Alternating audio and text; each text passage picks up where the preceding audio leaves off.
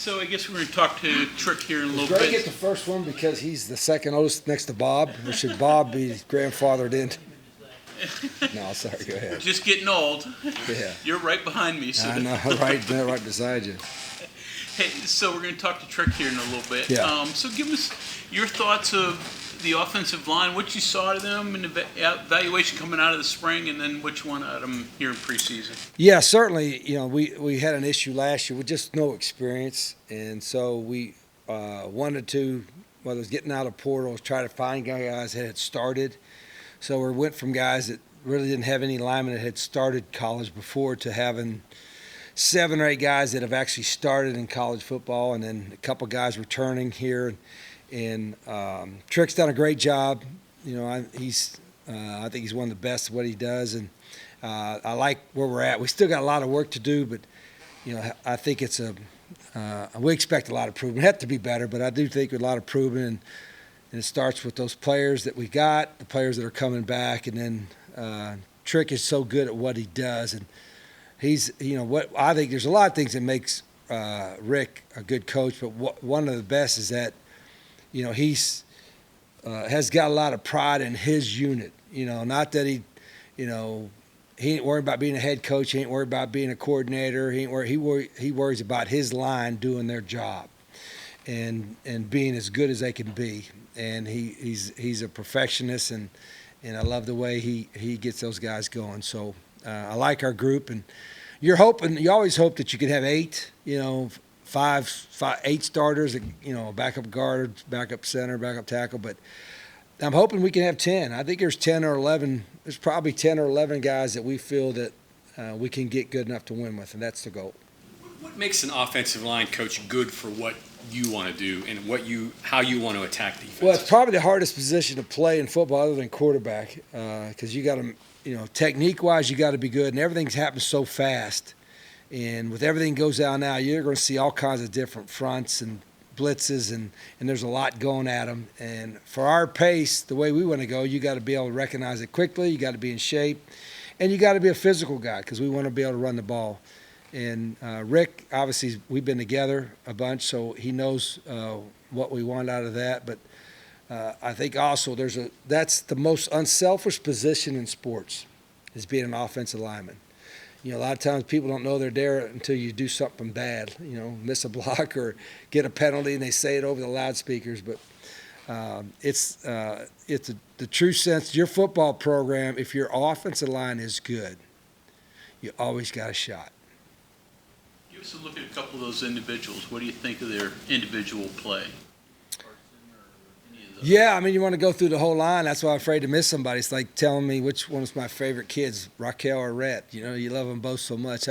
You like the guys that came back. Mm-hmm. They got some experience. Nick Cray, Agbo, Landon Livingston, Josh Sosa. Those guys are better players than they were a year ago, which you expect them to be. And they're playing different roles, too. Landon's playing a couple different positions. Nick is playing more guard than tackle. Malik is playing, on the right side. So those guys have all gotten better. And then the transfers we got was Karsten, Devin, obviously the guys from Jack State and Cam. And those two, Cam and Bubba, have played in our offense. And so they were kind of plug and play good. But more than anything, like Bubba and Cam, they've been in this offense and have been in the battles and have been with Trickett, and they can help teach and help coach those guys the way we wanted to get done. So that was great to pick all those guys up. More on them. Kevin Brown, what you thought he would be. And then our young guys, Kevin and Aiden and Big Jonas. I really like our freshman Camden. I really like our freshman class. I think, some of those guys got a chance to play early, like Kevin. Kevin, I'm going to play them all, and why we're redshirting them, right? There's no more redshirt. But Kevin's got a chance to start. He's physically ready, but more than anything, he's got a certain level of maturity, I guess, football maturity, that you don't see typically in a true freshman. So, I kind of knew that when we signed him. And then he's been what we thought he would be, and he'll keep getting better too. To the end of Kevin Brown, a big offensive lineman with tons of talent, and even this overall group you mentioned last year, the size of the group maybe being an issue with that 1 yard that went viral. Yeah, we weren't big So enough. how much enough. was that a focus of making sure that just the group, just in general, was physically bigger? And is it more important to have size or overall talent, if you kind of get what I'm saying? Well, I think you got to have a certain size if you want to move people, but more than anything, it's getting the technique and coming off the ball and being physical, and their footwork is so critical. And there's a lot of things. And again, last year those guys, I think there were moments that they were okay, and but nobody was good enough. Coaches or players last year, so we knew we had to get everything fixed. But we have. I'm blessed. I have, he coached Trickett, and he's got 2 assistant line coaches in Dressler and Trey, and those 2 have been around in our system for 3, 4, 5 years, and so there's a lot of coaching going on. And I love the way the group works, and like today's the first day. There's going to be I'm going to probably be mad at them at moments today, but I think it's really important to them, and I like how hard they're working. How much better does a freshman have to be than the normal freshman to be able to start? Yeah, you physically, a lot of times physically they're there, but mentally the game is so fast, and obviously who you're going against is a whole different animal when you're going in a Power 4 against some of these defensive ends and tackles that you're going to do or linebackers. I mean, it's a whole different speed. Everything is so much faster. And mentally, a lot of times the young guys, it just takes them a while mentally to understand the speed of the game, But the most talented ones, like a Kevin Brown and all that, and I think he's still a freshman. We got to remind ourselves of that at times. But we try to practice at a certain intensity against each other that he can get ready for it. But he'll still be a little nervous probably the first couple games. How'd it go today? Yeah, I don't know. The first day, and that wasn't full pads, but it was shell, so it's almost like full pads. And it got interrupted because of rain, so we had to come in, and so that probably put me in a sour mood a little bit. And then, we had some guys that were not serious injuries but cramping out, and I get frustrated with that. I shouldn't, but because it happens. But I guess 75 degrees and no humidity. I don't think anybody should be cramping up. I've been down south when it's 90 and really humid, and with a lot tougher practice than this. So, but again, we got to remind our guys to hydrate, and I thought the intensity was okay, but I don't think the execution is nearly. I mean, it's like I want to move on to some more scripted stuff or more stuff to put in, but I'm not going to be able to because we got to execute what we have in today before we put something in tomorrow. Rich, you talked about Kevin. Is that right tackle, left tackle, both? Probably. I think he's at left now, but he'll probably learn both. We want all of our tackles should know right and left. All our guards should know right and left. What I told them, the guards should know both sides. The tackle should know both sides. The center should know everybody. Every receiver should know every other receiver. The quarterback should know them all. The running back should know what the tight end's doing. The tight end should know what the slot is doing. It's not that hard. I mean, sometimes coaches try to be the smartest guy in the room, and they try all this fancy. It's not that difficult. So it's checkers, not chess. We ain't got to think 6 moves ahead. All you got to think about is the next move. But that's on us as coaches. If we got guys that are confused about what we're doing, then we've got to adjust our teaching, and so they understand this. Let's simplify it. The best coaches will take something that appears to be a little complicated and make it simpler. And sometimes I got to remind the younger coaches about that. Rich, how was Amari adjusted to the college level on the freshman end? Latimer? Yeah, Amari Latimer. Yeah, he's a talented guy, a really hard worker. I've known him since he was a freshman, because when his brother was playing for us. So he comes from a football family. It's really important. And, everything's still happening fast. But he's a big physical guy, and we don't have to rush him into taking reps with the ones right now, even though he's taking some reps with them. But we got Cam there to help lead it. But Jay and Noel are doing a great job with those guys. I like some of our younger backs that we brought in, and even little Andre Devine is showing flashes. He's a competitive guy. He's a smaller guy. He's even smaller than his old man, but he's a good football player. So, I think I like the room right now. Even with Amari's size, can he be like a 3-down back, catch passes out the backfield and stuff? Oh, yeah. I mean, we want all of our backs to be that guy. I mean, they all have to be able to catch. And, Cowboy, now, if we put him in the backfield, we're not going to probably do him on a lot of routes down the field, Cowboy, you know who Cowboy is? Yeah, Caden Luke, But he can't wait till we put in our short yardage packages. He knows that's where full padded days on. That's when it's game on for Cowboy. So you mentioned him. What is his role? Is he a pure blocker? Do you hand him the ball? Stick his face in the fan and go, bust your helmet. Owen Schmidt. If Owen Schmidt is your hero, be somewhat of an Owen. But Owen Schmidt now had like tailback skills, and Caden can run a little bit. And he got good ball skills. Now Owen was just a freak, but I think I did see Caden got a mohawk or something, and so he channeled his inner Owen. And I think Owen got a hold of it and said, okay, now that's fine, but if you're going to do that, you better stick your face in the fan and, get your nose bloodied a little bit. So, but Caden will do that. But he's got a good example from Schmidt Happens. Experience is valuable anywhere. Does it mean more, though, for an offensive lineman to have No experience? question.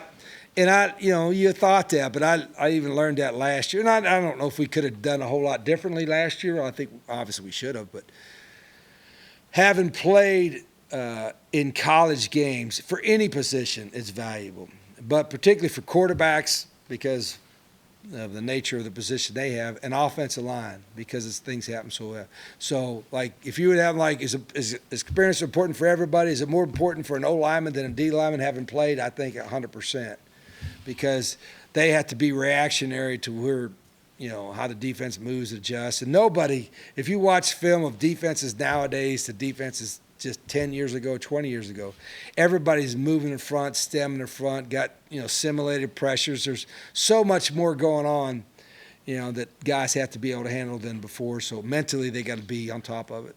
Obviously, the run game is important for your offense, but how do you feel about the receiver room right now? And is it important for someone to kind of emerge above the others to be explosive as an offense? Yeah, I want them all to be explosive. Hell, I don't you want somebody to be a bell cow, but I mean, Jaden Bray's leading the group there. And we're going to move him around a little bit too. In fact, today was the first time Jaden played some in the slot for us because he's just a good football player. And then, we GPS our guys, and they'll get 8. Jaden will be the guy that gets more yards than anybody. He'll have 8,000 yards in a practice. He's just a hard worker and a good football player. And Prince is a little banged up right now, but I think he can help us. John Nider can help us. He's got experience. DJ Epps has had good practices. He's got a lot of experience. So I think we have a pretty. Cyrus Trawl has been, he's an in-state guy that's showing us a lot, and he's had some good practice too. I think we're going to be able to have 6 or 7 guys that play pretty actively in the rotation. Are you pretty healthy right now?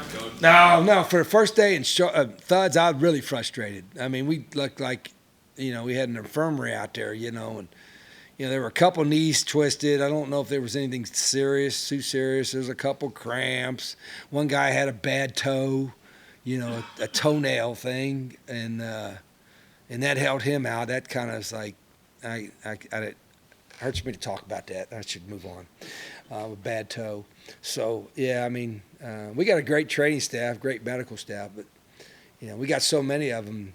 There's almost like, I hope our guys ain't looking for them, But no, I didn't think it was that hot, and we wind up having to go indoors. But, and I think we're in deep shape, but we're not in game shape. I'll get them in shape here in the next couple weeks. Looking ahead to Tuesday, you feel like you're getting on schedule? Are you there yet to where you need to be? No, I've been a little frustrated because I think the first day of practice was not to the standard that we can be. I didn't think today was where it needs to be. But I do think we're conscientious enough, the team, to know where. I got mad because I don't like there to be one piece of trash anywhere in our building, anywhere. And if it's in the locker room or it's in this room or something like that, it shouldn't happen. It bothers me. I know I'll go off on a tangent. It bothers me that people think it's acceptable to just put your trash down like you guys that have something to drink here. and leave, take your cups with you. And you guys do that. You're respectable. So our players should understand the same thing. So I wasn't happy. There should never be trash on the floor. Not one piece of trash on the floor in the locker room when they're at practice. So if I would go in the locker room when they're getting ready to practice, there's nothing on the floor in case somebody wants to come in and sweep it or clean it. You know, they ain't got to have to pick up somebody's tennis shoes or nothing in the locker room. When we go on the road and we play a road game and they're nice enough to give us a locker room to change in, all right, when we leave that locker room after the game, win or lose, there is nothing on the floor. It is clean or cleaner than when we walked in there. That's just the way you're supposed to do it. That's just our deal. So we're going to do that on the road. We sure as heck going to do it at home. And so there was, I guess, a little bit on the locker room floor, and we started practice. So that just set it off in the wrong way. Rich, Am I too mean for that? Is that too mean? Rick, you mentioned the offensive line facing defenses now that are moving and being much tougher on getting ready for it. How different is football today than when not when you played, but when you first started coaching, especially as far as all like baseball, everybody throws 95 now. It's a different game. Yeah, and then just like, now they got 4-seam fastballs, 2-seam fastballs. They got all kinds of, everything is, technology has really helped. And there's way more schematical stuff than has ever been happening. People like I say before, 20 years ago, they would just fit up a play a certain way, and if you were on the backside, you just chase and pursue and watch the cutback. Now they'll fit the front side one way, and they'll fit the backside another way because the quarterback wind up keeping the ball. And so they look like, okay, there used to be this, if they're playing man, they're playing man. Well, now they may be playing man to the field or man to the boundary and zone to the field, or they might be playing match where it's kind of a man, but it's kind of a zone. And so it's a whole lot different deal. And you can do that now with technology and all that kind of stuff. But at the end of the day, you can break it down and try to make it simpler. And that's what we try to do. We try to take the complicated and make it simpler, but still do it at our kind of pace and our kind of tempo. And guys are smarter now. Kids are, just because of technology or whatever, are they as mentally tough? I think a lot of them are, but some of them aren't as. But there's no question they're smarter because they're growing up with having a computer in their hand everywhere they go with their phone. Back when before all this stuff came in, played that wouldn't have played now. You know what? That's a good question, Bob. I think because they were so competitive that they would have learned how to play now. You could give them more plays, give them more volume, and all that kind of stuff. Because it is, I watched some of our film from 20 years ago or whatever, and it's like, how simple were we? But they played pretty hard and played pretty fast, but we didn't have to do anything more. But I do think those guys were capable of doing more if they had to do more. I'm always the one that tries to pump the brakes on our staff and say, whoa. We're playing checkers, not chess. We don't need to be the smartest people. We just got to play the best. And I'm always trying to cut it down more because I like to think our players, as soon as they leave here, go and watch film for an hour. But half of them are probably going home and watching SpongeBob SquarePants, or something. When we're here all day watching film, I'd like to think they are all day, but they're not. But I hope so. Rich, along that line, the speed that you play, does it slow down opposing defenses from going into a lot of pre-snap stem and changing the front because they have to get back over the next snaps coming? Yeah, that's the thought, Tony, is that let's try to limit what they can do. So actually it's going to make it easier for us if they don't have 8 different fronts or pressures or something to go against because of our pace. Now, the hard part is you might not even be able to know what they're doing because they're not lined up. But I told our coach, that's non-negotiable to us. I don't mind saying we like to play fast. I saw somewhere where we were the fastest playing team, I guess, offensively in the country, and we were crappy half the time, or more than that. So if we get it cranked up, or we're getting first downs, 25 first downs a game, and you got possession of the ball, and the ball's not incomplete, and you're doing that, then you can make conditioning a factor, and how we play how the tempo of how we play can make a factor in a game. And that's the goal, is we want our pace to have an impact on the game. Rich, this is kind of along those lines of, being simple checkers, I think you said, but just keeping tabs in other camps. No one's doing 3 hours, right? But some schools are doing like 75 minutes, just keeping it really simple. Yeah, our practices aren't long, and we get. Because you want to be in condition, so maybe you have them do more work, but you don't want to tax them where they're fatigued and they stink the next day. Like, is it different every day? Do you have a plan to go? Well, there's sometimes as coaches will just do something to do something, and there's no really purpose behind it other than just taking time. And I don't, we go out. I tell our guys, I don't like go out there. We meet in the meeting rooms. I don't want to meet on the field. When we go on the field, it's time to work. And if you got to go more than 2 hours, then there's something wrong. You got too much stuff you're trying to do. So I tell our guys, I might get on you, but I ain't gonna get on you long because we ain't gonna be practicing long. I might yell at you for one play, but I ain't gonna yell at you long because we got to run the next play in a hurry. So today that was a problem. Today, this couple of days, is that I probably got on too much and I wasted time just yelling, and I'm wasting their time. So I shouldn't do that. Okay. Thank you very much. Yep.